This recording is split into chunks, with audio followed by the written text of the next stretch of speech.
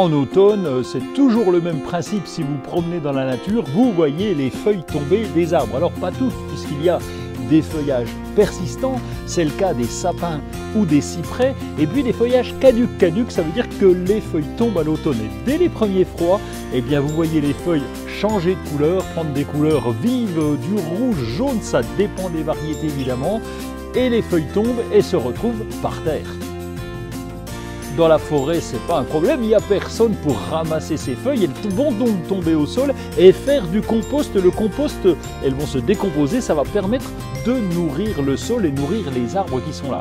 Par contre, au jardin, eh bien, lorsque ces feuilles tombent, c'est souvent sur le gazon. Et là, eh bien, évidemment, il faut réagir, les ramasser ou les laisser. That is the question. En les laissant sur le sol, elles vont nourrir la terre, évidemment comme en forêt. Par contre, le gazon risque de jaunir et il est préférable de les ramasser.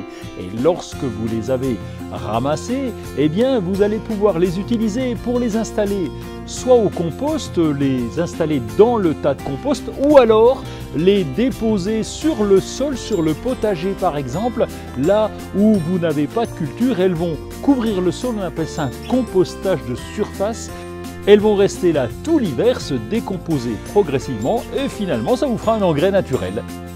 Au jardin c'est assez simple, l'été on ramasse le gazon, l'automne on ramasse les pommes qui sont tombées par terre et l'hiver on ramasse les feuilles, on est toujours à la ramasse en fait.